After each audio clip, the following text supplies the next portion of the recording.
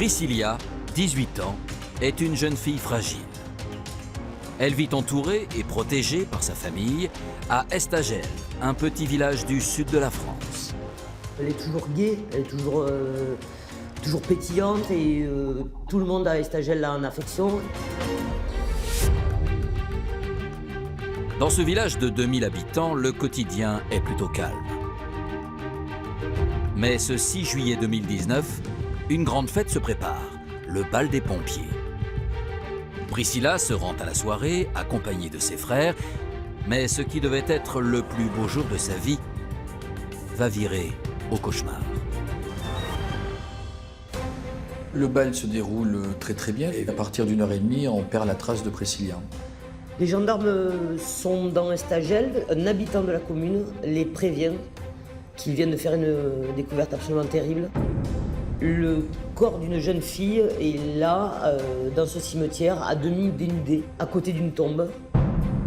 Les premiers intervenants vont l'identifier comme étant Priscilla. On suspecte immédiatement une hypothèse criminelle avec des faits d'homicide et également des faits d'agression sexuelle. À Perpignan, en 2015, Christelle, jeune maman de 2 enfants, tombe sous le charme de son voisin, Nabil. Quand Nabil voit Christelle, c'est sa voisine, déposer ses enfants à l'école, il s'est dit c'est la femme de ma vie. Le couple s'installe rapidement ensemble et la famille s'agrandit. Mais lorsque Christelle trouve un emploi, son compagnon va se montrer jaloux et violent.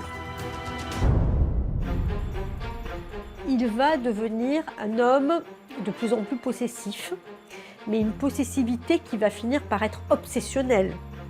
C'est-à-dire qu'il va la traquer en permanence. Christelle prend alors la décision de quitter Nabil. Ce 5 juillet 2019, dans la soirée, elle rentre à la maison pensant enfin retrouver sa liberté. Mais c'est la mort qui l'attend. J'ai vu un brigadier, j'ai dit je vois ma fille. Il m'a dit non, vous ne pouvez pas voir votre fille. Ben, je dis pourquoi je ne peux pas voir ma fille, je veux voir ma fille. Non, votre fille elle est morte.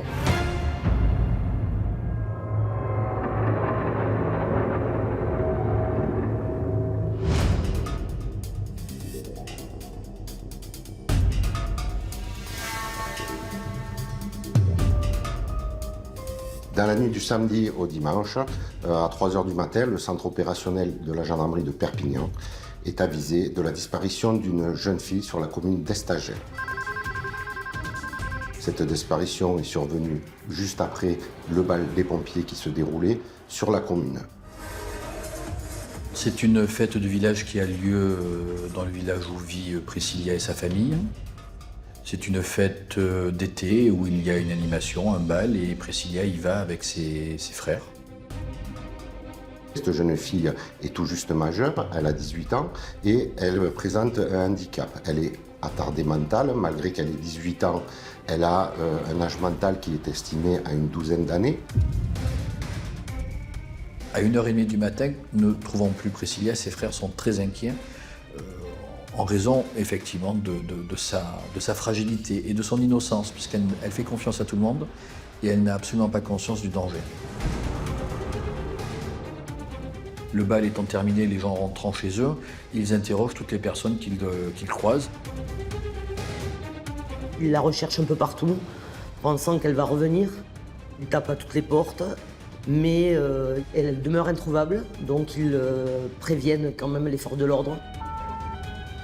Ces gendarmes vont effectuer des recherches jusqu'à 5h30 du matin et devant tous les endroits potentiellement où pouvait se trouver ayant été vérifiés, il va être décidé d'attendre le lever du jour et de revenir en nombre.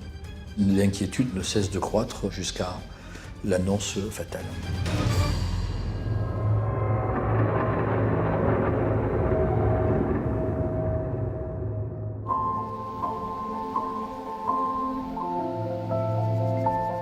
Priscilla, 18 ans, est née et a grandi dans les Pyrénées-Orientales. Depuis sa naissance, elle souffre d'un retard neurologique et d'une faiblesse musculaire. Sa mère était totalement dévouée et donnée à l'éducation de Priscilla, puisque c'est une jeune fille qui présentait des fragilités cognitives, mais également des fragilités physiques, dans la mesure où elle boitait. Elle vit avec sa mère, avec ses frères et sœurs qui sont très soudés autour d'elle.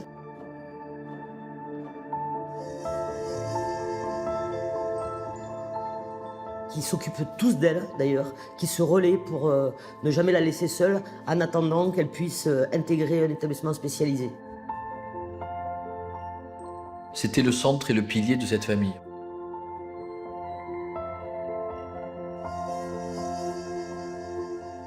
Le centre parce que c'était la personne la plus fragile qu'il fallait protéger. Tout le monde était dévoué pour Priscilla.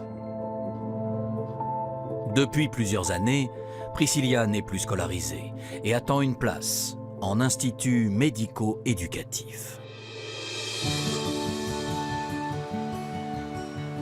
Elle n'était pas scolarisée, donc elle se promenait en permanence dans le village.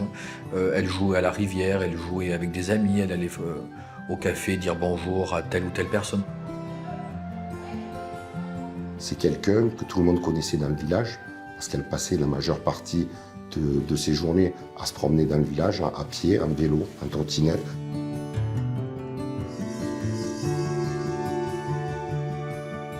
Elle est toujours gaie, elle est toujours pétillante et tout le monde à Estagel l'a en affection.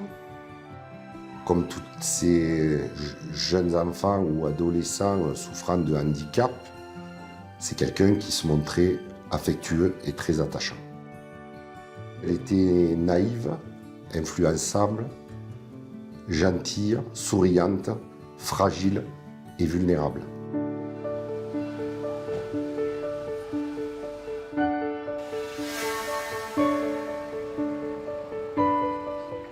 En ce début juillet, à Estagel, comme dans tous les villages de France, on prépare le bal des pompiers.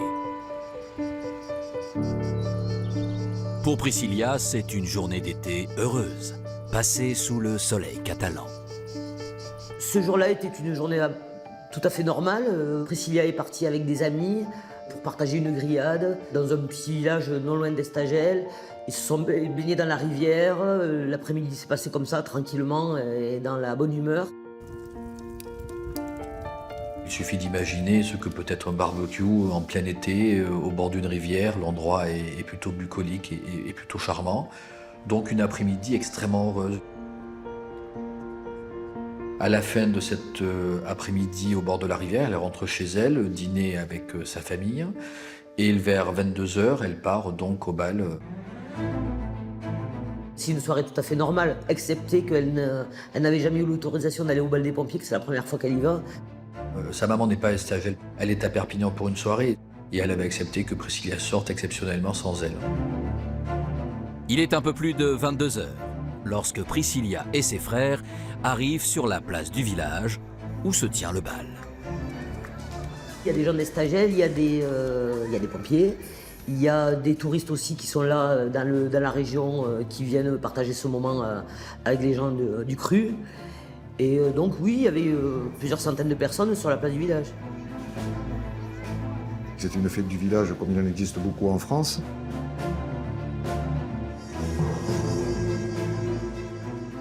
Les gens dansaient, s'amusaient, festoyaient. Priscilla est une jeune fille qui a du mal à rester sur place, donc elle profite du bal, elle danse, elle s'amuse, elle va dans un parc, elle se promène, elle est en mouvement permanent durant cette soirée. Elle va jouer avec ses copines habituelles qui sont toutes des enfants d'une douzaine d'années. Ils vont bouger. Et puis, à intervalles très réguliers, en fait, elle passe sous le regard de sa famille qui la surveille. Le bal se déroule très très bien, Priscilla est vue, et à partir d'1h30, on perd la trace de Priscilla. De nombreuses personnes vont se mobiliser. Les gendarmes vont être bien évidemment avertis de la disparition de Priscilla.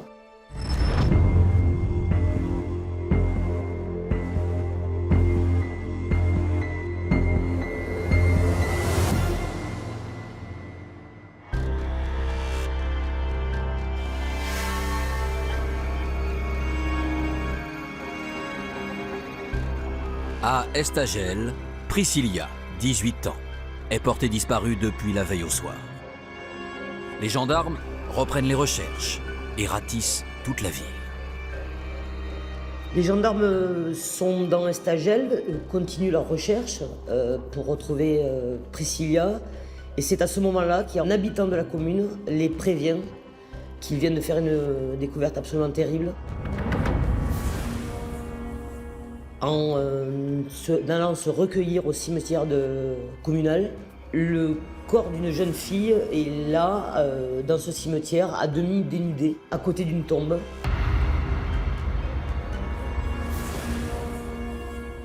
Les premiers intervenants vont l'identifier immédiatement comme étant Priscilla.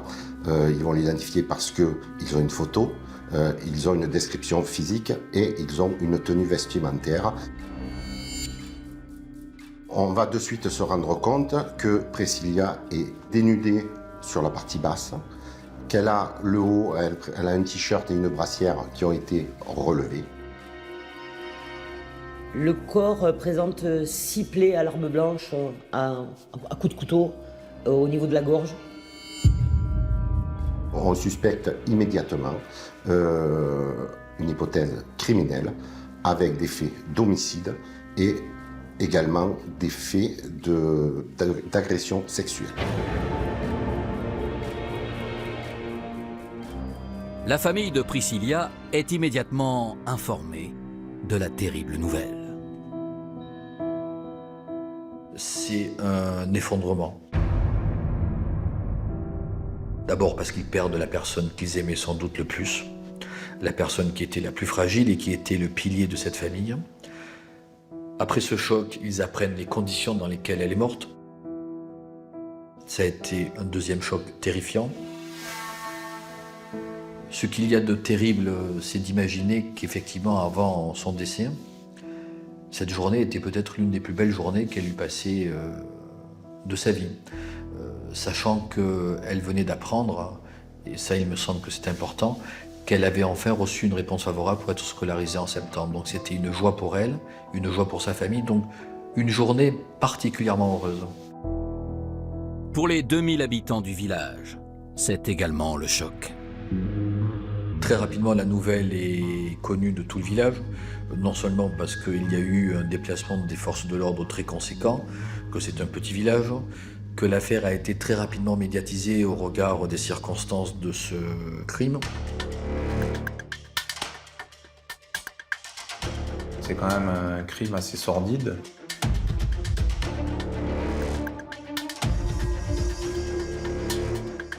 On a une agression sexuelle, voire un viol, et une gamine de 18 ans handicapée physique et mentale qui a été égorgée dans un cimetière.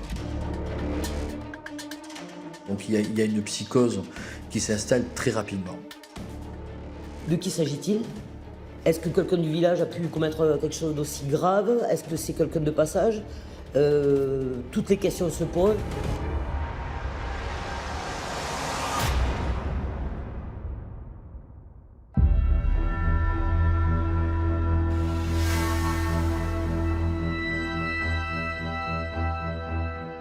Les militaires de la cellule d'investigation criminelle, dépêchés sur place, procèdent aux constatations aux abords de la scène de crime. Et ils vont être amenés à saisir, non loin du corps, à proximité immédiate, un étui de préservatif qui est ouvert et vide de tout préservatif. Et ils vont être amenés également à saisir 2 mégots de cigarettes, dont un est d'une marque particulière. Ils retrouvent des vêtements dissimulés dans un fourré, ce qui appartiennent a priori à Priscilla, puisqu'ils correspondent à la description que sa famille a donnée. En élargissant leur ratissage, dans la rue qui longe le cimetière et qui mène vers le centre du village, ils vont trouver un préservatif usagé. Ce préservatif contient un liquide blanchâtre qu'on va supposer bien évidemment être du sperme. Et sur son extérieur, il présente des traces marron que l'on va présumer être potentiellement du sang séché. Très rapidement, le laboratoire d'analyse rend ses conclusions. nous allons avoir un ADN masculin qui va être identifié sur l'étui de préservatif, dans le sperme contenu dans le préservatif usagé retrouvé plus loin, qui va être également identifié sur les écouvillons vulvaires et vaginaux de la victime. L'ADN de la victime, nous allons le retrouver bien sur l'extérieur du préservatif et c'est bien le sang de la victime séché. On fait le lien et on est certain que nous avons eu le profil génétique de l'auteur présumé des faits. Pour les enquêteurs, au départ, c'est un énorme espoir d'avoir un ADN et de pouvoir peut-être identifier rapidement le meurtrier de Priscilla. Alors l'ADN est isolé, encore faut-il pouvoir la comparer avec des ADN existantes pour que, comme disent les enquêteurs, cela puisse matcher. On va bien évidemment transmettre cette trace au fichier national automatisé des empreintes génétiques, le FNAEG, et on va avoir un retour qui malheureusement nous dira non, ce profil n'est pas connu du fichier, donc on ne peut pas vous identifier l'auteur présumé des faits.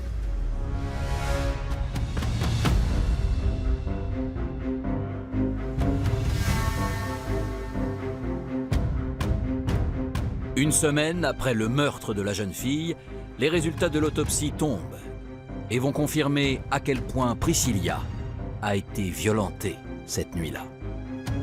À l'examen gynécologique, on va se rendre compte qu'il y a un hématome au niveau de la fourchette vaginale.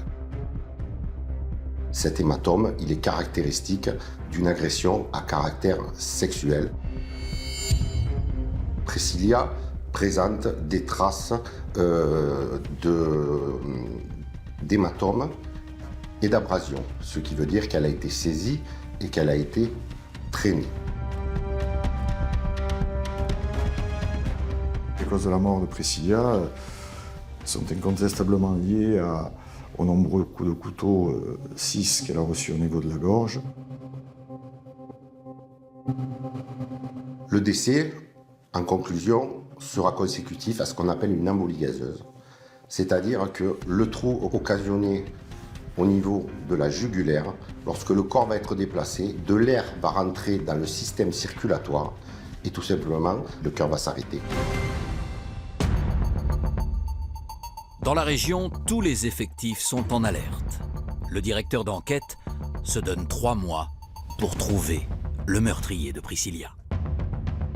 On va être 8 enquêteurs à temps complet sur cette enquête. Il y a énormément de moyens qui ont été mis en place et on sait très bien que dans ce type d'enquête, il va y avoir un nombre d'investigations à réaliser très très importante. Donc très rapidement, on sait qu'on va s'installer dans la durée. La première étape consiste à identifier toutes les personnes, notamment les hommes, ayant participé au bal. Le bal des pompiers, eh bien, il attire les gens du village, mais il attire aussi les gens qui résident dans les villages environnants. La période estivale a commencé, donc nous avons déjà des touristes qui sont arrivés, et ça amène des gens qui viennent de toute la France, de tous horizons. La principale inquiétude des enquêteurs était, me semble-t-il, que ce crime ait été commis par un rôdeur. La commune n'est pas équipée de vidéosurveillance. Donc on va organiser bien évidemment du porte-à-porte pour recueillir le maximum d'informations, mais aussi pour recenser les gens qui se trouvaient sur Estagel au moment des faits. Il y a des vagabonds qui ont été identifiés comme étant venus au village le soir des faits ou quelques jours avant, mais ce sont des pistes qui n'aboutiront à rien. On va se rendre compte aussi que lorsque le bal des pompiers est terminé, on va avoir plusieurs groupes de jeunes individus qui vont se retrouver ensemble pour continuer la fête. Les prélèvements ADN sont faits, mais à l'issue, rien de probant n'est établi. Il y a des gens qui donnent des témoignages contradictoires, donc c'est un peu compliqué. Les auditions n'aboutissent pas à grand-chose au départ. Dans le village, à mesure que l'enquête avance, l'inquiétude grandit. Les jeunes filles, même peut-être les femmes plus âgées, ont peur de sortir seules dans le village, ont peur de faire leur jogging, ont peur de vivre librement. L'ambiance dans ce village a été terrible parce que les uns et les autres se soupçonnaient mutuellement. Tout le monde se questionne. Qui a commis ce crime ?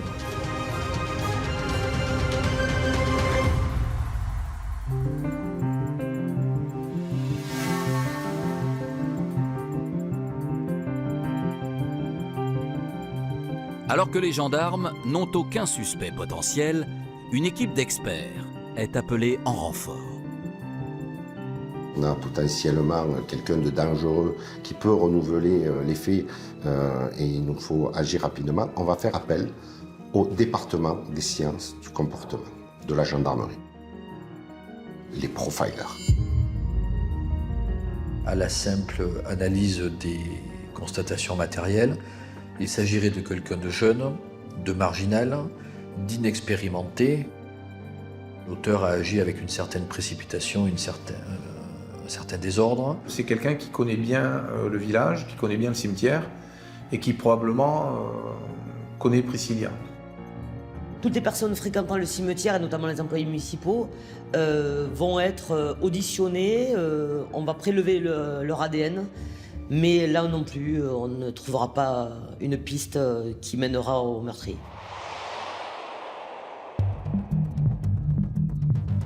Les enquêteurs se concentrent alors sur les éléments retrouvés sur la scène de crime. Sur le mégot de cigarette, on retrouve l'ADN de Priscilla, donc on se dit qu'effectivement il peut y avoir un lien avec le crime. Le fait d'avoir découvert ce mégot de cigarette à proximité de son corps, peut laisser penser que Priscilla fumait une cigarette avec son meurtrier. Priscilla fumait donc en cachette. Est-ce qu'il lui a proposé de fumer une cigarette ?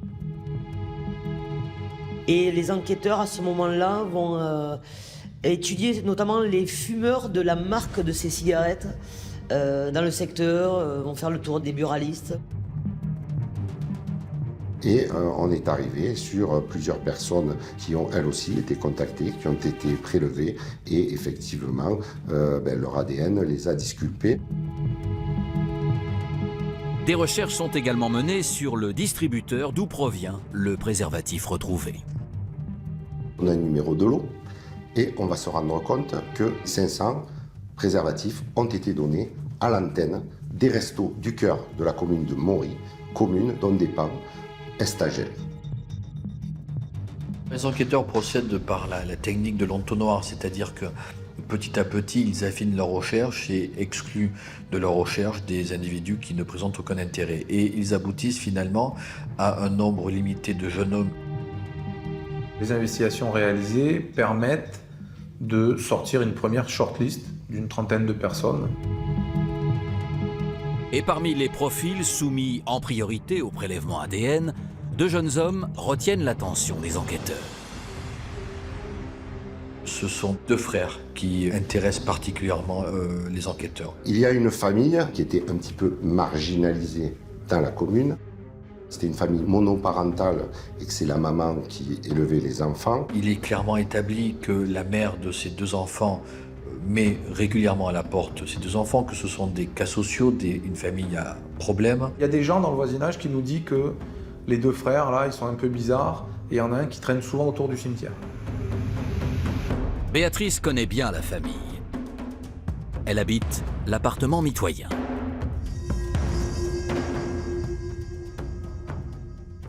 Quelques mois avant le meurtre, j'ai ma voisine qui me dit « Le fils, il n'est pas normal, il est souvent dans le cimetière. Quand on va marcher, le matin avec des amis, il est dans le cimetière, il sort du cimetière. C'est pas trop normal de passer la nuit dans le cimetière, enfin, c'est pas très normal, parce qu'elle l'a vu à plusieurs reprises. Celui qui a été aperçu rôdant autour du cimetière, c'est le cadet, Damien, âgé de 18 ans. Ce Damien aurait, depuis les faits, maigri. On nous dira qu'il s'est potentiellement aussi coupé les cheveux. Donc, on va se dire quand même, ce monsieur est intéressant.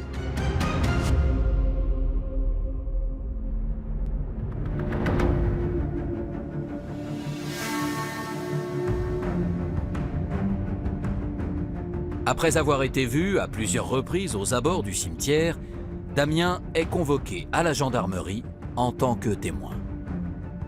Dans sa première audition, Damien indique quand même qu'il s'est rendu au bal des pompiers ce soir-là, qu'il était avec sa mère, qui est rentrée 1 heure avant lui est rentré vers 5 heures du matin, que lors de la soirée, il a bien croisé Priscilla, avec qui il a échangé quelques mots, qu'il la connaît de vue parce qu'elle se promène dans le village, mais qu'ils s'en sont restés là et qu'il est parti, il est rentré chez lui et qu'il n'en sait pas plus.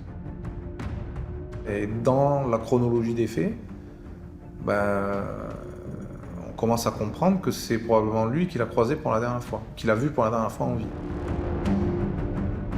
De nombreux éléments issus de l'audition de Damien semblent concorder avec le profil établi par l'équipe de profilers. Et on va se rendre compte que, au cours d'un stage fait en milieu scolaire, il a fait un stage à la mairie d'Estagel, qu'on l'a affecté au service technique et qu'on l'a employé à nettoyer les allées du cimetière communal. Donc il connaît aussi le cimetière pour y avoir travaillé. Il va indiquer que sa famille fréquente les Restos du Cœur. Et l'on sait que les Restos du Cœur ont distribué ces préservatifs. C'est la seule personne, lorsque on lui a demandé si on pouvait le prélever, qui au départ a émis une réserve, en disant « je sais pas, il faut que j'en parle à ma mère ». Il va finir par accepter, mais en nous disant « de toute façon, j'ai déjà vu dans les reportages que l'ADN, on pouvait le mettre sur une scène sans que la personne y soit allée ». On se dit que là, quand même, possiblement, on a un candidat assez sérieux. C'est finalement le 26 septembre 2019, soit près de 3 mois après la découverte du corps de Priscilla, que l'enquête va basculer. Nous allons recevoir l'appel que tous les enquêteurs attendent dans des dossiers aussi importants et aussi graves. On va nous dire, vous avez matché. Vous avez matché, c'est-à-dire, vous nous avez transmis l'ADN de la personne qui correspond à l'ADN de référence qui a été découvert dans le préservatif. Donc c'est ce qui va confondre Damien et c'est ce qui va bien évidemment faire que sa culpabilité ne fait aucun doute. Le 1er octobre 2019, Damien est interpellé et placé en garde à vue. Dès le début de sa garde à vue, quand on demande à Damien spontanément s'il a des choses à nous dire, il nous sort une première version où en fait il se positionne directement sur la scène de crime. Il va nous expliquer qu'il se rend fréquemment aux environs du cimetière parce qu'il fume. Et que comme il n'a pas de moyens financiers pour s'acheter des cigarettes, il a pour habitude d'aller se promener et de ramasser les mégots de cigarettes non entièrement fumés de façon à récupérer le tabac et pouvoir lui-même se rouler ses propres cigarettes. Et ce soir-là, après le bal, il décide d'aller au cimetière pour de nouveau essayer de récupérer des mégots. Et sa première version est qu'il tombe sur le corps de Priscilla, qu'il constate qu'elle est décédée et qu'il ne prévient pas les secours parce qu'il a peur d'être accusé de ce meurtre. Il y a quand même un minimum d'intelligence puisque on rappelle qu'il a été prélevé à peu près 1 mois avant. Donc là, lui, pour essayer d'écarter la présence de son ADN sur place, il se positionne de sa propre initiative sur les lieux des faits.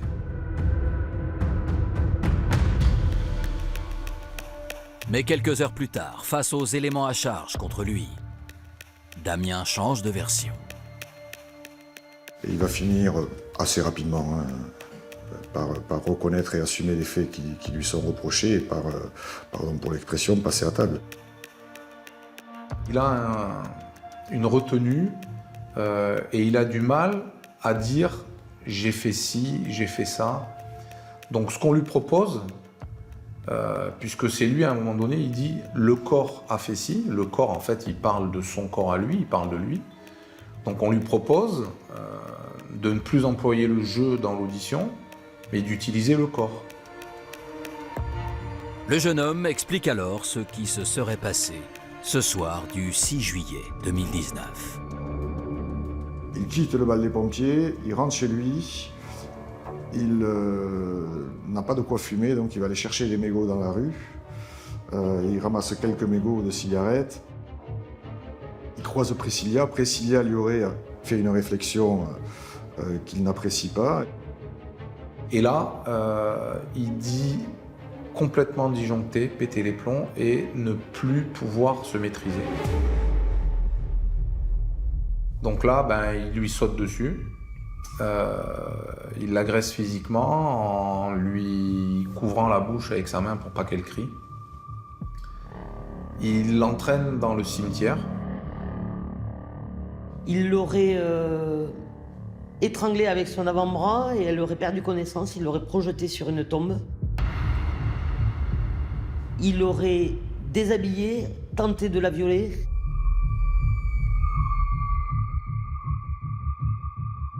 Sur le volet sexuel, il ne s'épandra pas. Il aura beaucoup de mal à nous indiquer s'il a eu un rapport sexuel complet avec Priscilla. Il reconnaît qu'il a voulu avoir une relation sexuelle avec elle, qui a mal tourné. Il donne des explications très, très étranges sur le fait qu'il aurait vu un couteau à proximité de la tombe où on a retrouvé Priscilla, qu'une voix lui aurait dit de tuer Priscilla.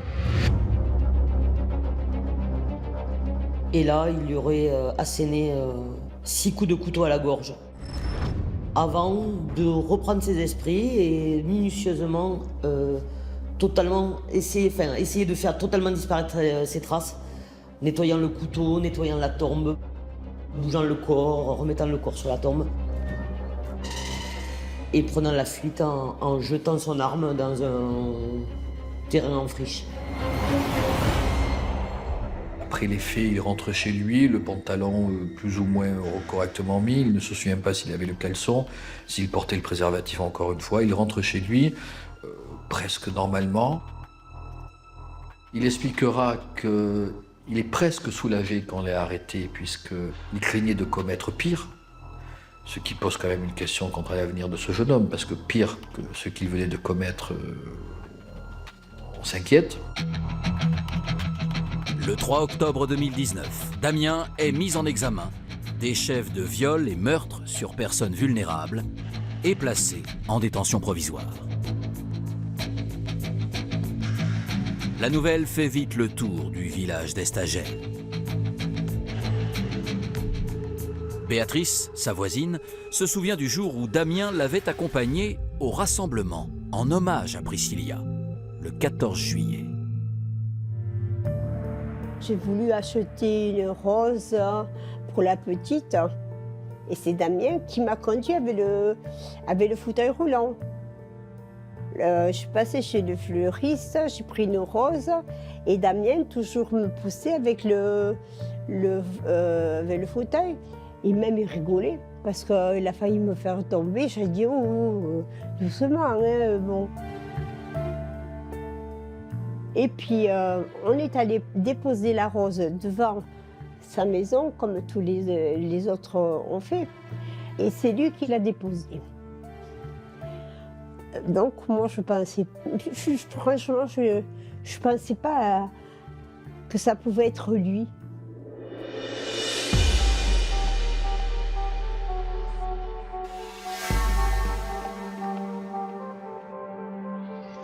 En parallèle de la garde à vue de Damien, les gendarmes perquisitionnent le domicile de la famille.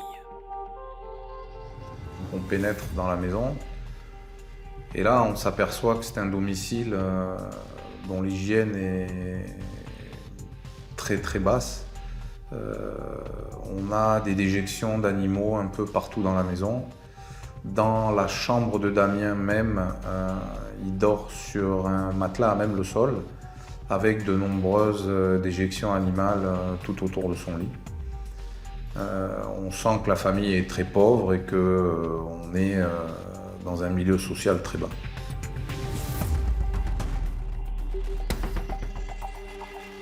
Je l'ai vu après quand elle a quitté l'appartement. Les chats avaient fait quand même pas mal de dégâts et elle a laissé les lieux vraiment très très sales. Ça ressemblait à rien. Ça ressemblait à rien. C'était tout crasseux. Il n'y a pas de mots, enfin, voilà. L'ordinateur portable et les téléphones de Damien sont saisis, puis analysés. On trouvera sur son ordinateur des traces de films, de consultation de films et de visionnage de films et de téléchargement de films pornographiques nécrophiles. On se pose la question terrible auquel on n'a pas pu répondre, c'est-à-dire le moment où l'agression sexuelle a été commise sur Priscilla. Est-ce que ces faits ont été commis avant la mort ou après la mort? C'est une question qui reste en suspens. Dans l'ordinateur de Damien, l'expert requis va nous expliquer que le soir des faits, le 7, à 2h38, l'ordinateur s'est connecté à une plateforme de jeu en ligne, une plateforme de jeu de rôle. Il joue comme si de rien n'était, finalement. Il venait de tuer une jeune fille dans des conditions extrêmement violentes et il joue. Tout juste majeur, Damien semble avoir un profil plus qu'inquiétant.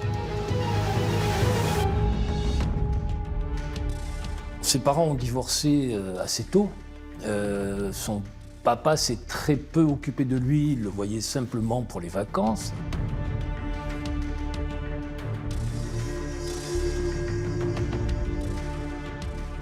Donc il a été élevé par sa mère. C'est sa mère qui n'a jamais rien fait de sa vie, qui s'est servi des aides pour pouvoir acheter quelques cigarettes, acheter à manger aux chats et accessoirement acheter à manger aux enfants. Voilà. Cette mère aussi qui a fait subir des violences à cet enfant. Elle ne travaille pas, les deux enfants ne travaillent pas, ils vivent des minima sociaux et ils vivent chacun dans leur chambre. Damien a 18 ans, à un moment des faits, donc ce n'est rien d'autre qu'un adolescent. Et qu'un adolescent immature. C'est un jeune homme qui est totalement désœuvré, qui a assez mal réussi sa scolarité et ses études, et qui est dans la passivité, qui est aux prises à la nuit finalement. Il passait journée sur son ordinateur, il passait journée à jouer aux jeux vidéo, à regarder des mangas pornographiques. Et donc il passait la journée à fumer, à manger et à jouer aux jeux vidéo enfermé. Dans une maison, dans un environnement totalement toxique. Il subit des violences, il subit une vie de violence et une vie de solitude.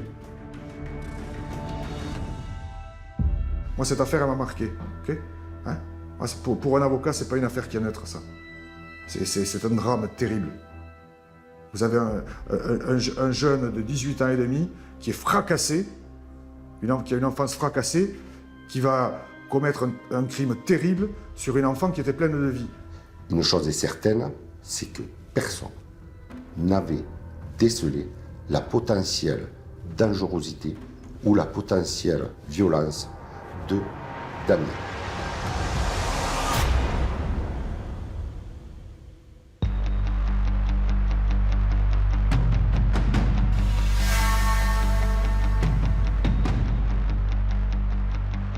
Le procès de Damien, âgé de 21 ans, s'ouvre à Perpignan. Il comparaît pour agression sexuelle, tentative de viol et meurtre sur Priscilla. Il encourt la réclusion criminelle à perpétuité. Ce procès est très particulier parce que le meurtre de Priscilla a marqué les esprits dans le département et reste en mémoire. L'enjeu, il est que l'auteur des faits soit puni à hauteur de l'horreur des crimes et que justice soit rendue pour la famille et pour Priscilla. Cet accusé est extrêmement jeune. Il aurait pu être jugé devant une cour d'assises des mineurs à 1 mois près. Et donc, l'enjeu, c'est la peine. Combien de temps va-t-il rester en prison Le premier jour, c'est la personnalité du meurtrier qui est passée au crible. On découvre un jeune homme, le thème blafard, coupe courte, plutôt timide, qui donc lutte contre ce bégaiement qui est le sien, qui parle de manière assez claire et qui paraît relativement impassible. Lorsqu'il évoque les faits, il n'est pas en situation de tension, il n'est pas non plus en situation de réticence. La seule chose qu'il dit, c'est qu'il en conserve un souvenir altéré, un souvenir flou. Après, ce qui va être totalement surprenant dans ce procès, c'est son attitude et surtout c'est l'aveu sur ses pulsions. Rarement on a vu un accusé, et surtout de cet âge, dire « Heureusement que vous m'avez arrêté, j'aurais recommencé, j'ai peur de ce que je peux faire ». Il reconnaîtra pendant les débats qu'il est pris régulièrement de pulsions de mort et de pulsions de violence extrêmement aiguës. Pour l'avocat de la défense, Damien n'en serait jamais arrivé là s'il n'avait pas vécu cette vie marquée par la violence. Ce que j'essaye de faire en tant qu'avocat, avec les moyens qui sont les miens, c'est d'essayer d'expliquer comment on bascule dans l'horreur. Et dans ce dossier, il bascule dans l'horreur parce qu'il a eu l'enfance terrible qu'il a eue. Ce qui est assez particulier, c'est que l'endroit où il se sent le mieux, il l'a dit lors de son procès, c'est en prison. Ce qui est assez fou, mais c'est l'endroit où il se sent le mieux. La famille de Priscilla est une famille exceptionnelle, une famille digne. Cette mère, la mère de Priscilla, qui a même indiqué à un moment, en regardant droit dans les yeux Damien, et qui lui a dit « Hier, lorsqu'on a abordé votre enfance, votre personnalité, vous avez réussi à me faire de la peine. » Pourtant, malgré son jeune âge, après 3 jours de débat, l'accusé va être lourdement condamné. Il a finalement été condamné à 30 ans de réclusion criminelle assortie d'un suivi socio-judiciaire pendant 20 ans et également une peine de sûreté de 20 ans. La famille sait que, quoi qu'il en soit, il sortira à un âge où il pourra encore continuer à vivre correctement et avoir une vie normale, peut-être même fonder une famille en fait. Lui a encore un avenir, malgré cette peine de prison très lourde. Lui a encore un avenir, ce qui n'est pas le cas de Priscilla, bien sûr.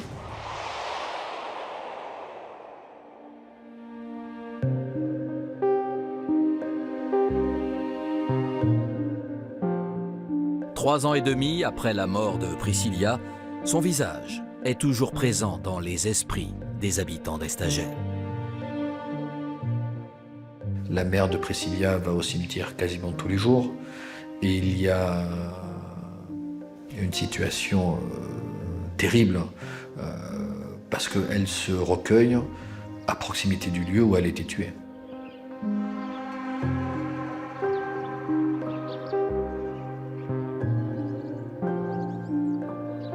La famille est très resserrée, très unie, mais ils ont un avenir, naturellement. Ils continuent à vivre, à fêter Noël, à faire des projets, mais il y a quelque chose qui est irrémédiablement terminé chez eux. Et quelque chose qui a été enterré avec Priscilla.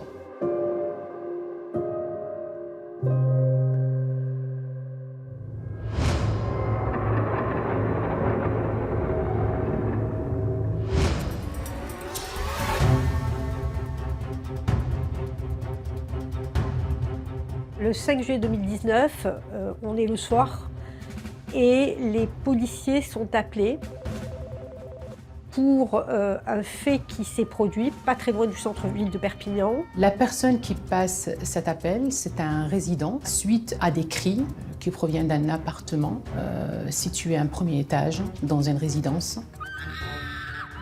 Ces cris laissent à penser plutôt à des actes de violence. Les policiers, lorsqu'ils pénètrent dans cet appartement, déjà pénètrent dans un appartement qui est dans l'obscurité. Les lumières sont éteintes. Et quand les policiers interviennent dans cet appartement, c'est la stupéfaction. Ils découvrent une femme qui est décédée, qui est en position recroquevillée, à genoux. Cette jeune femme s'appelle Christelle. Elle avait 32 ans. Maman de 4 enfants, âgés entre 1 an et 9 ans. C'est une scène d'horreur absolue. Elle gît dans une mare de sang, littéralement une mare de sang, le sol est recouvert de sang. Christelle a reçu ce soir-là 3 coups de couteau. Les parties sur lesquelles les coups de couteau ont été portés, c'est sur le thorax. J'arrive au commissariat et là on m'a annoncé que ma fille n'était pas là. Ma fille avait été assassinée. C'est un des crimes les plus violents auxquels on peut assister. Comment on en est arrivé là? Et qui est à l'origine de cette scène d'horreur? J'ai tout perdu. Je suis morte avec elle.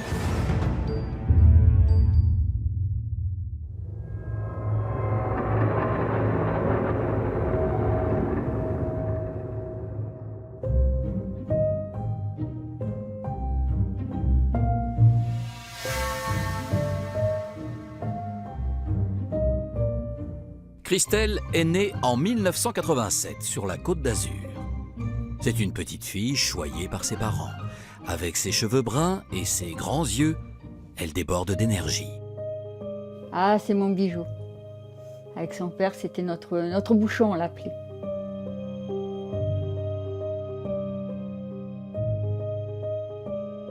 Ma fille est une enfant très souriante. C'est ma poupée à moi. Elle est à croquer, quoi.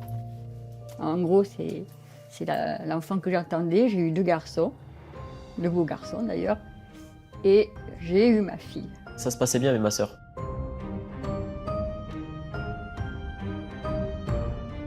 Christelle, elle est joyeuse au quotidien, elle est toujours là pour nous. Si on a besoin de quoi que ce soit, elle est toujours là. Généreuse aussi, très généreuse. C'est une petite fille qui aime les animaux, énormément.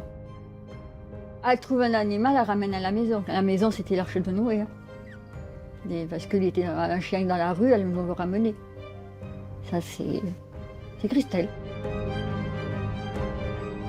Mais au début des années 90, l'enfance de Christelle va connaître un bouleversement total.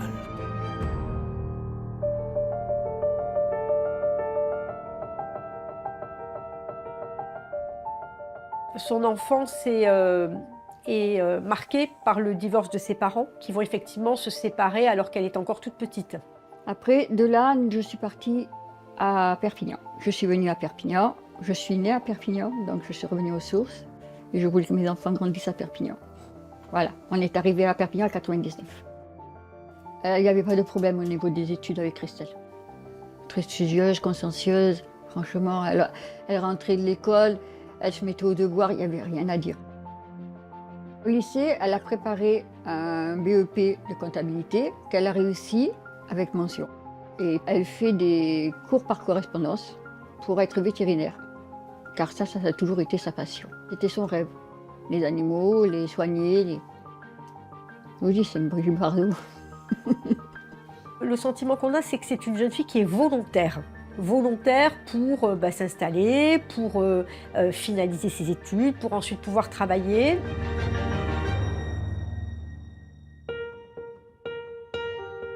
À l'âge de 17 ans, Christelle fait la rencontre de Simon, un jeune homme de 21 ans.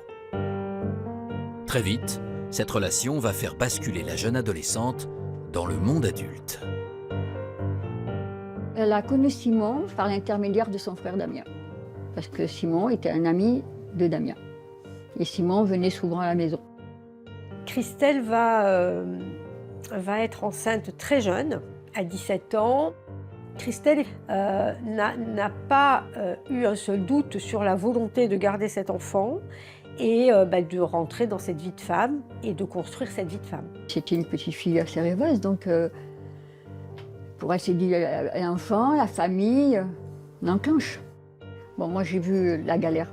J'ai fait le forcing pour qu'elle puisse avorter, pour son bien, parce que moi je voulais qu'elle ait ses études. Quand sa décision a été prise, elle a avorté et elle a très mal vécu l'avortement. Christelle claque la porte de chez sa mère et part s'installer avec Simon. Donc ils se sont mis en couple, ils ont pris un appartement à Saint-Mathieu. C'est un quartier, ouais. C'est le malfamé de Perpignan. Et après ils ont fait leur vie. Et ils ont essayé d'avoir une vie normale. Elle est retombée enceinte. Ils ont eu Gabriel. Au moment où elle a eu Gabriel, elle avait 19 ans. Et 2 ans après, elle est tombée enceinte et elle a eu Émilie. Maman de 2 enfants, à 21 ans seulement, Christelle arrête ses études pour se consacrer à son foyer. Simon travaille comme électricien. Il rentrait du travail, il mettait le casque sur la tête et puis des trucs en ligne. Ordinateur, c'était comme ça. Et puis le reste, c'est ma fille qui devait tout faire. Elle est là pour s'occuper des enfants à la maison et voilà, basta. Elle ne demandait pas grand-chose, ma fille. Qu'on lui donne un peu de valeur, qu'on s'occupe un peu d'elle et des enfants. Elle met un peu de coup de main à la maison. Donc elle ne pouvait pas avancer, elle ne voulait pas cette vie-là, elle voulait autre chose. Donc c'est pas évident pour elle. Et à un moment donné, ça a craqué. Hein. C'est ainsi qu'en juillet 2015, Christelle tombe sous le charme de son voisin de palier, Nabil, 38 ans.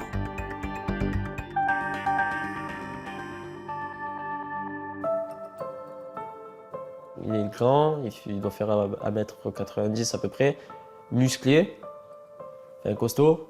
La première fois, il m'a fait l'impression d'être quelqu'un de bien.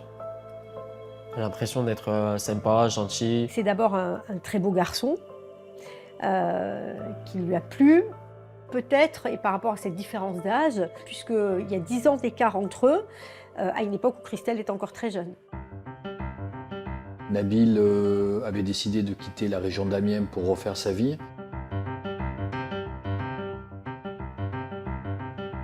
Pour remettre les compteurs à zéro, il avait un nouveau travail, une nouvelle formation, une nouvelle vie s'offrait à lui. Nabil, arrivé dans le département, va entreprendre une formation de cariste. Le métier de cariste consistant à transporter des marchandises dans des entrepôts. Quand Nabil voit Christelle, c'est sa voisine, déposer ses enfants à l'école, il s'est dit c'est la femme de ma vie.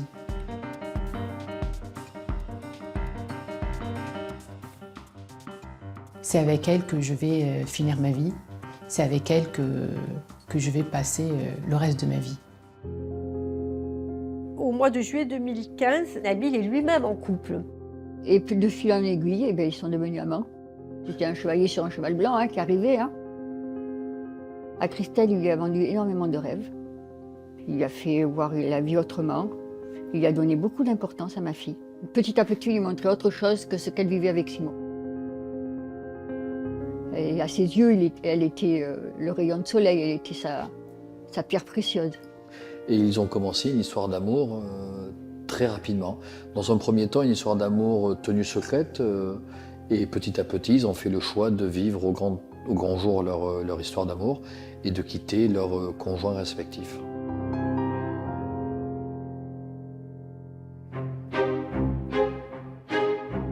À l'été 2015, Christelle et Nabil décident d'emménager ensemble dans un nouvel appartement. Lorsque Christelle se sépare de son premier compagnon, elle garde les enfants, Gabriel et Émilie. Elle en a la garde.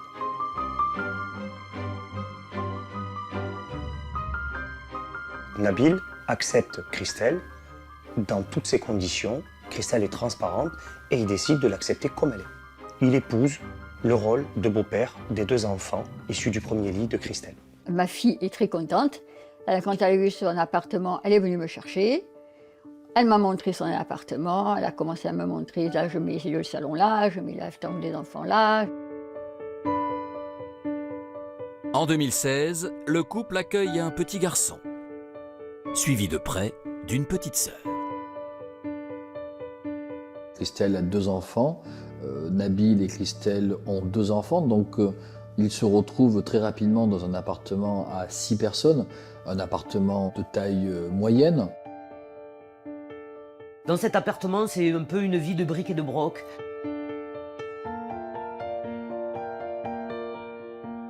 Où les parents dorment dans le salon, sur un canapé, où il y a 2 chambres qui sont occupées par les enfants, une chambre par les aînés, une chambre par les petits, mais il n'y a pas de porte, donc devant l'entrée de la chambre des aînés, on met une porte qui a été dégondée d'ailleurs, devant l'entrée pour qu'ils puissent dormir, ou en tout cas qu'ils ne voient pas ce qui se passe dans le salon pendant qu'ils sont en train de s'endormir.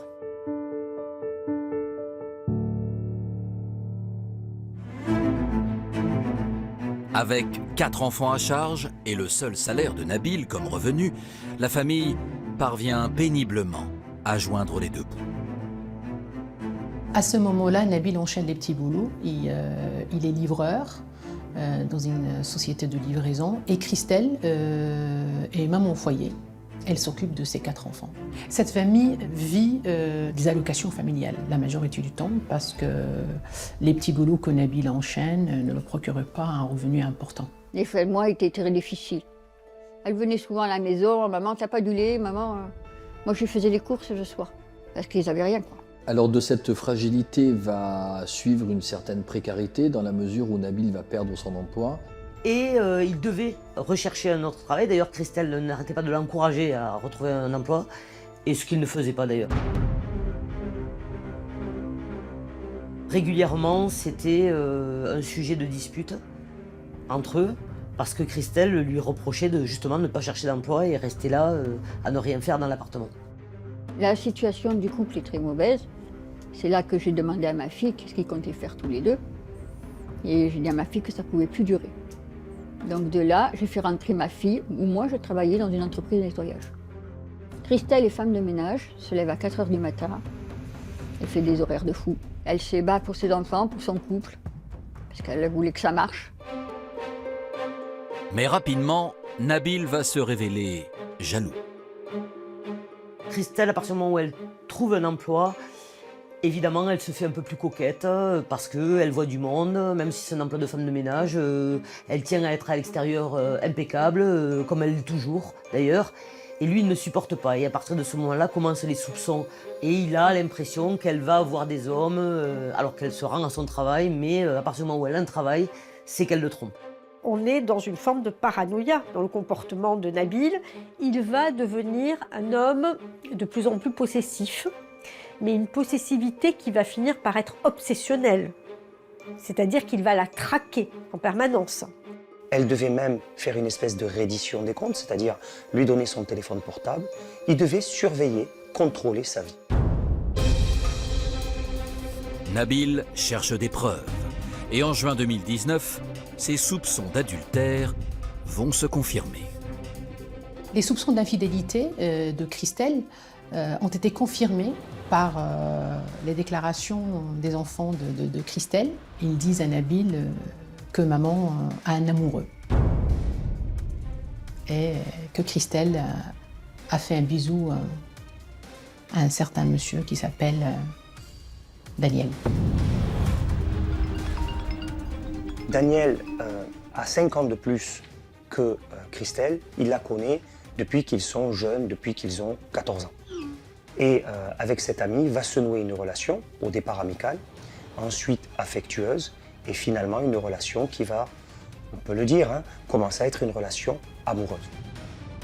Christelle est heureuse dans sa nouvelle relation, épanouie, et rien ne laisse présager de la suite. Et c'est à cet instant précis que le pire va arriver.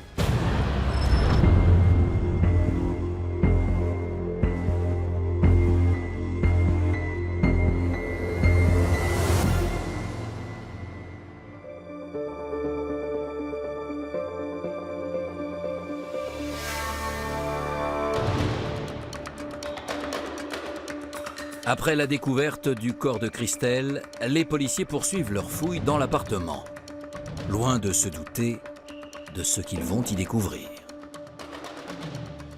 Les policiers découvrent dans cet appartement une petite chambre qui donne à proximité de la porte d'entrée, dans le couloir. C'est un petit appartement. Le plus bouleversant et le plus choquant pour ces policiers va être de trouver derrière la porte de cette pièce à vivre, dans une des chambres, 3 petits-enfants, qui sont 3 des enfants de Christelle. Les 3 enfants présents au domicile sont les 2 derniers, issus de la relation de Nabil et de Christelle, qui sont très bas âge, 1 et 3 ans, et un 3e enfant, celui qui est issu de la précédente relation de Christelle, Gabriel. À ce moment-là, Gabriel est âgé de 9 ans. L'intervention pour les enquêteurs a dû leur faire froid dans le dos. Les enfants, au moment où on les trouve dans la maison, vont être immédiatement pris par les services sociaux et placés, j'ai envie de dire, en sécurité. Mais les policiers ne sont pas au bout de leur surprise. En avançant dans l'appartement, les policiers découvrent un homme d'une 40aine d'années, torse nu, en pleurs. Il leur déclare qu'il vient de tuer sa femme. Cet homme, c'est Nabil, c'est le compagnon de Christelle. Nabil est prostré, à genoux, les mains en arrière, prêt à être menotté. Et ils vont également très rapidement trouver un couteau de cuisine. Ce couteau se trouve pas loin du corps de la victime. Nabil était interpellé sur place par les enquêteurs, conduit au commissariat de police de Perpignan.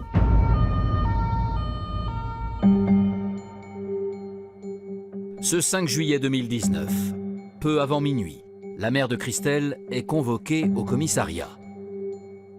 C'est là qu'elle va apprendre la terrible nouvelle. Ça a été le jour le plus horrible de ma vie. J'ai vu un brigadier, j'ai dit « je vois ma fille ». Il m'a dit « non, vous ne pouvez pas voir votre fille ». Ben, je lui ai dit « pourquoi je ne peux pas voir ma fille, je veux voir ma fille ». Non, votre fille elle est morte et elle devait partir à l'autopsie. Et ils n'ont pas voulu que je voie ma fille.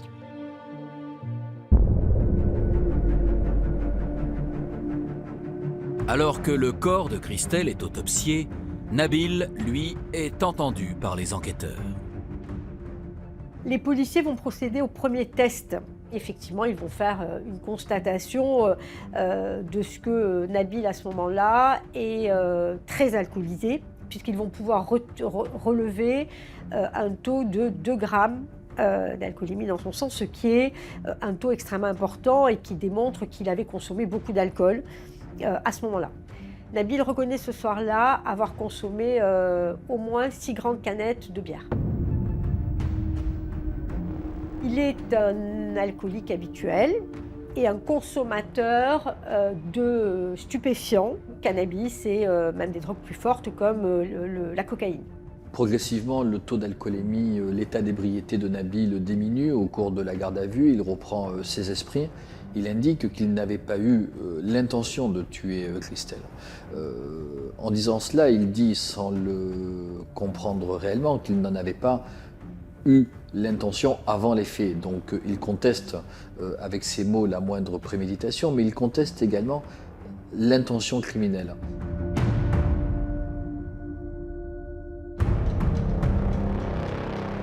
Nabil livre alors aux enquêteurs sa version des faits. Le soir des faits, Christelle prend un de ses enfants et sort de la maison. Et quand elle revient, seule, sans l'enfant avec qui elle était partie, immédiatement, Nabil va se livrer à son égard à un véritable interrogatoire. Où tu étais, avec qui, qu'est-ce que tu as fait, est-ce que tu me trompes? Et Christelle, qui n'en peut plus, va lui dire « oui, je te trompe, et je t'ai trompé 3 fois. Elle va même, d'après les déclarations de Nabil, dire, et même dans ces relations au cours desquelles je t'ai trompé, ben, j'ai eu du plaisir. C'est là qu'il aurait vu rouge, il aurait pété un câble, selon son expression. Il se serait jeté sur elle. Il va attraper Christelle, la porter par-dessus son épaule, elle a la tête en bas, et il va décider de la jeter sur le canapé. Il la jette d'une façon tellement violente que sa tête va heurter violemment le mur. Immédiatement après, Nabil se saisit d'un couteau et décide de l'enfoncer dans les parties vitales, en l'occurrence le cœur de Christelle, à 3 reprises. Ces 3 reprises sont expliquées tout simplement par Nabil par le fait que Christelle lui a avoué l'avoir trompé 3 fois. Nabil ne laisse aucune chance à Christelle, à telle enseigne qu'à chacun des coups de couteau portés, il enfonce avec sa seconde main, avec la paume de sa seconde main, le couteau pour que celui-ci aille au plus profond possible dans le corps de Christelle.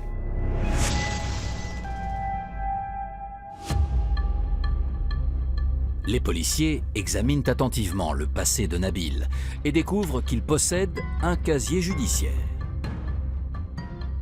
Il a une condamnation déjà pour des faits de violence et il a des condamnations qui sont des condamnations pour des faits d'insubordination, conduite sans permis, conduite en état alcoolique et plusieurs condamnations pour ces faits.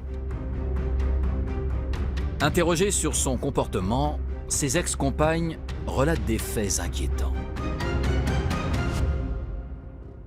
Les auditions qui ont pu être faites des anciennes compagnes de Nabil laissent apparaître que c'est un compagnon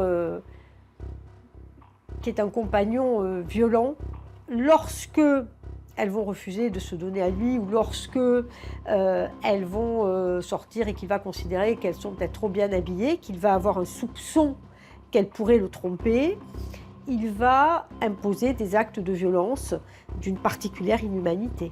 Il a été capable, à l'égard de sa première femme, de lui donner un coup de pied au niveau du visage.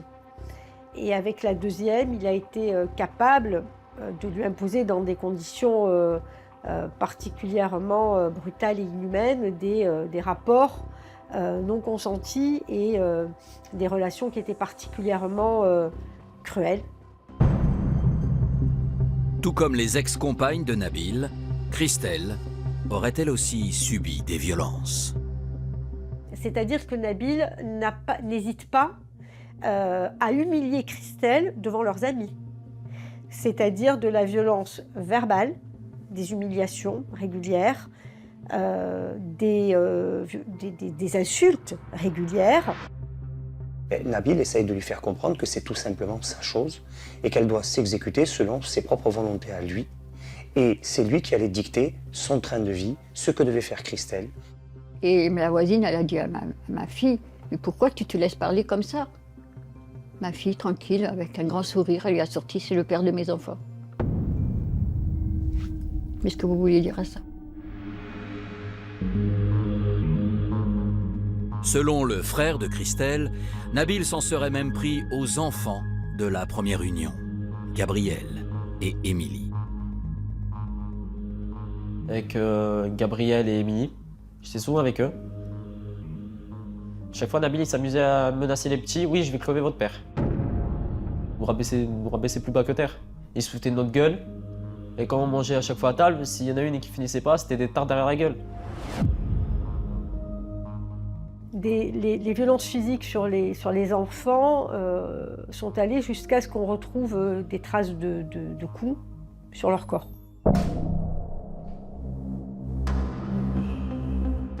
En juin 2019, soit un mois avant le drame, la mère de Christelle aurait assisté, impuissante, à la descente aux enfers de sa fille.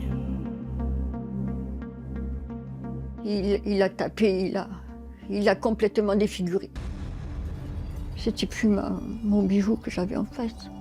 Nabil me l'a complètement démoli. Elle avait la figure de travers, elle avait des bleus.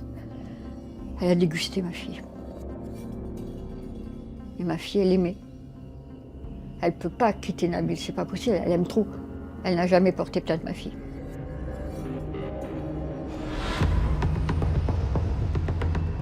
Pourtant, quelques jours avant son décès, Christelle aurait décidé de briser ce silence insoutenable. Elle avait envoyé à sa meilleure amie une photo par portable d'un bleu qu'elle avait sur la cuisse, en disant c'est le bleu de trop.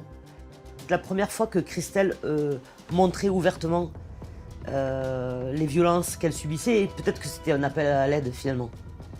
Sa meilleure amie a de suite une réaction d'aide, et elle propose immédiatement à Christelle de l'héberger avec des enfants, qu'elle lui laissera les clés de son appartement, qu'il n'y a pas de problème, et Christelle refuse. Sans doute pense-t-elle que rien de grave ne peut arriver. Elle est loin d'imaginer le drame qui allait se dérouler.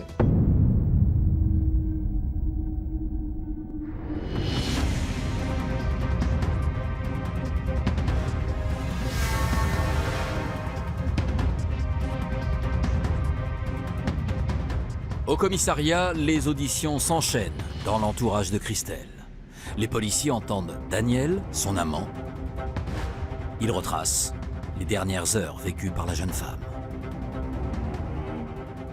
Le 5 juillet 2019, dans l'après-midi, Christelle va voir Daniel. Ils vont avoir une relation et, parce qu'elle était certainement dévêtue, on le suppose, Daniel va s'aviser de la présence des bleus sur le corps de Christelle et plus particulièrement sur les cuisses. Christelle va lui avouer toute la souffrance qu'elle endure depuis tout ce temps et que ce bleu n'est finalement que l'une des marques des coups que lui portait Nabil. Elle décide enfin de quitter Nabil sur les conseils de son amant, sur l'insistance de ce dernier. Donc elle prend la décision dans la journée d'annoncer à Nabil le soir même qu'elle va le quitter. Et elle va être animée d'une idée fixe, d'un seul but, c'est se sauver, mais pas seule. Se sauver avec ses 4 enfants. Daniel explique alors comment Christelle prépare sa rupture avec Nabil, avec l'aide d'un couple d'amis. Christelle décide donc de récupérer Émilie. Ensuite, ils vont chez des amis communs, où elle dépose sa fille. Elle leur dit qu'elle va rentrer à la maison et qu'elle va annoncer à Nabil en fait qu'elle le quitte. Et donc elle va récupérer les enfants et elle va revenir. En même temps, Nabil ne cesse de lui envoyer des messages en lui demandant où elle est, puisqu'elle est censée être partie lui acheter des cigarettes. Et elle lui répond, elle finit par lui répondre ben, j'arrive, je ne veux plus continuer, je récupère le petit, je te dépose tes clopes, et sans cri s'il te plaît. On sent que la situation est tendue. Mais pas au point de pouvoir imaginer le drame qui va suivre. Il est 22h, ce 5 juillet 2019, lorsque Christelle quitte enfin le domicile de ses amis pour rejoindre Nabil à l'appartement. Christelle arrive dans la résidence du couple. Christelle est hantée par une peur importante, parce qu'elle connaît Nabil. Au moment où elle rentre dans l'appartement, le couloir est éteint. Empreinte de courage, elle sent que quelque chose de pas normal est en train de se dérouler. Ce soir-là, dans l'immeuble, les voisins vont être témoins d'une scène d'une rare violence.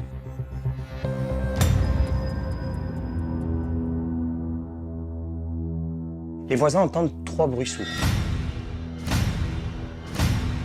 Ces bruits ne sont pas suffisamment prégnants pour inviter les voisins à appeler les services de police. Sauf que, à cet instant-là, rapidement après, Nabil sort à la fenêtre et dit cette phrase terrifiante « J'ai tué ma femme ». Et immédiatement, un des voisins va venir au domicile. Et au moment où le voisin veut rentrer dans le domicile, Christelle respire encore. Elle n'est pas morte, Christelle. Le voisin entre dans l'appartement et voit Christelle prostrée au sol et se propose spontanément de lui porter les premiers secours. Et à ce moment-là, Nabil se met sur son chemin, l'empêche de rentrer et plus que ça, il l'amène jusqu'en bas de la résidence où il va y avoir une altercation entre eux. Nabil arrive à prendre le dessus temporairement, à remonter dans l'appartement et à s'enfermer à l'intérieur de celui-ci. À cet instant-là, il n'y a plus rien à faire, plus rien ne peut être fait pour Christelle et elle décède. On a su que si ce voisin était intervenu, si les secours étaient intervenus très rapidement, peut-être que Christelle aurait pu survivre.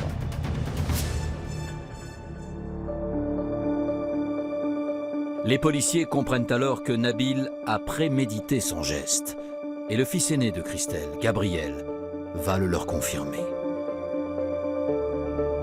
Cet enfant de 9 ans aurait assisté à l'agonie de sa mère.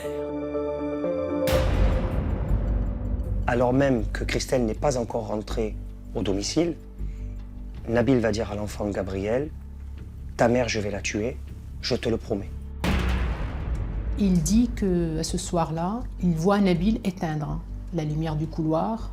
Ce petit garçon explique qu'il a tout vu, qu'il a crié « Arrête, arrête !» et que Nabil lui a demandé de fermer la porte et d'arrêter de regarder. Il a vu sa maman sur le canapé du salon, avec un couteau dans le cœur. Il dit qu'il a vu Nabil planter ce couteau dans le cœur de sa maman. En réalité, rien ne pouvait arrêter Nabil, pas même la présence de l'enfant Gabriel. Sa volonté était ferme, il voulait tuer Christelle, quoi qu'il en coûte. Nabil sait que l'enjeu pour lui est très important. Il sait qu'au mieux, il écopera d'une peine de 30 années de réclusion, qu'au pire, il écopera de la peine de réclusion à perpétuité.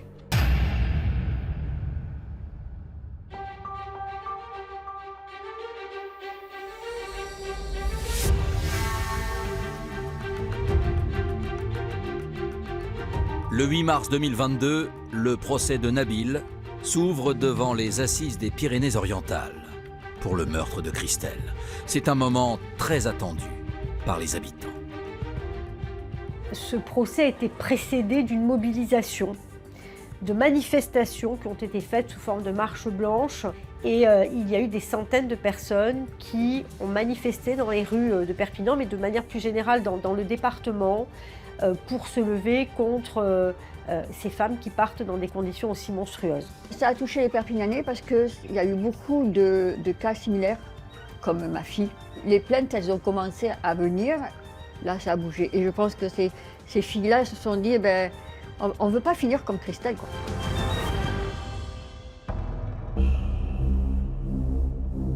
Dans le box des accusés, Nabil semble résigné. Il pleure souvent, il demande pardon en permanence, il s'excuse en permanence également. Ce n'était pas une émotion feinte, il était dans une demande de pardon sincère. Et je l'ai regardé droit dans les yeux. Ça, c'est sûr. Et lui, il n'a pas regardé mon visage.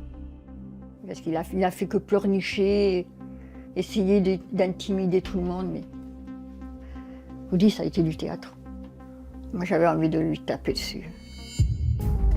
Appelé à la barre pour expliquer son geste, Nabil reconnaît les faits, mais il exclut toute préméditation. Nabil ne va pas contester la matérialité des faits. En revanche, Nabil va ensuite contester le fait qu'il avait laissé la lumière du couloir d'entrée éteinte. Nabil va encore continuer de contester le fait que ce couteau, il l'avait préparé et mis à sa disposition, expliquant qu'il avait pris ce couteau un petit peu plus tôt dans la soirée dans l'intention de découper de la pastèque que l'on ne retrouvera d'ailleurs jamais en enquête. Il est établi que n'a pas été vérifiée la poubelle qui se trouvait dans l'appartement, de sorte que l'on ne peut exclure le fait que Nabil a peut-être consommé un morceau de pastèque. Au 4e et dernier jour du procès, c'est le coup de théâtre. Gabriel, 12 ans, le fils de Christelle, jusqu'ici absent des débats, se présente au tribunal.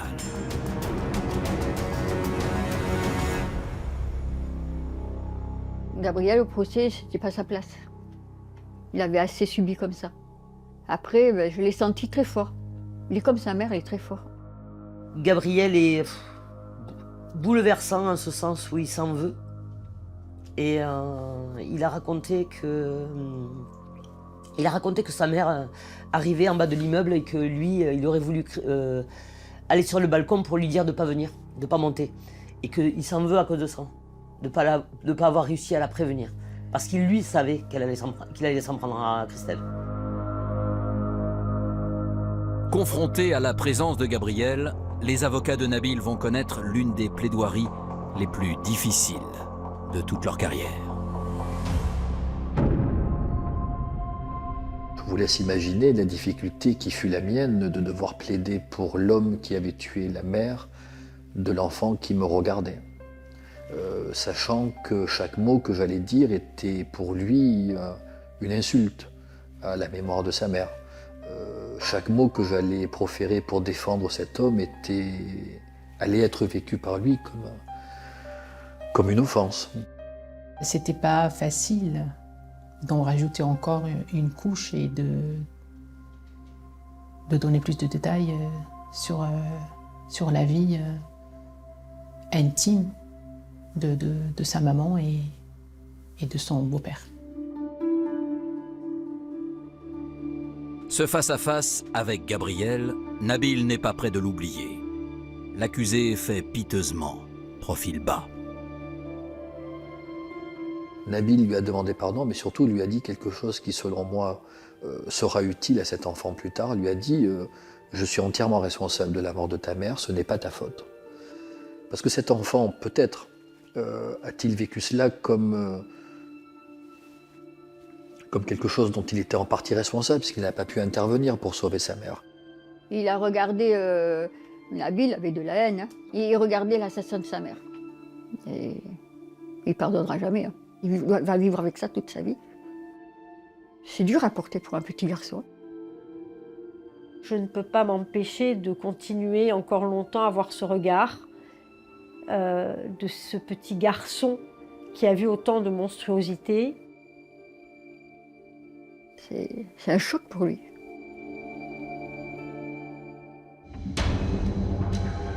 À l'issue du procès, le 11 mars 2022, la cour d'assises rend enfin son verdict.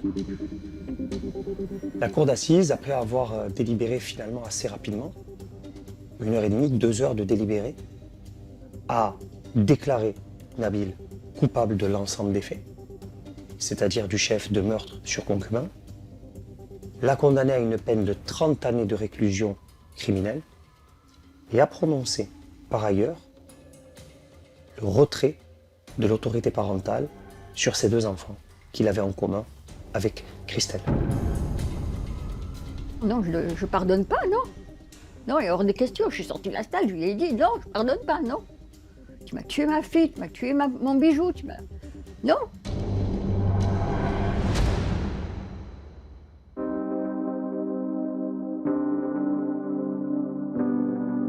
Depuis la mort de Christelle, la famille a volé en éclats. Les 4 enfants ont été séparés. Les 2 enfants qu'elle a eus avec Nabil sont en famille d'accueil. Et les 2 enfants de sa précédente union sont avec leur père et accompagnés par les services sociaux. La maman de Christelle a pu voir ses petits-enfants qui sont placés en famille d'accueil à Perpignan. Et elle a eu des droits de visite lui permettant d'avoir une relation avec ses petits-enfants. Cette situation, elle n'est pas satisfaisante. Elle doit évoluer. Il faudra qu'au fil du temps, la justice entende ô combien cette grand-mère et ô combien ses enfants ont besoin de renouer un lien avec la famille maternelle. Ce dossier doit être porteur d'un message important pour toutes les femmes. À partir du moment où il y a des violences, il ne faut pas avoir honte de partir, il ne faut pas avoir honte de parler, il ne faut pas avoir honte d'appeler au secours. Et il ne faut pas attendre. Une violence, c'est une violence de trop. Christelle, elle est là. Elle est dans mon cœur, elle est Où je suis, elle est dans ma maison, elle m'accompagne partout. Partout. C'est ce que j'ai de plus beau, Christelle.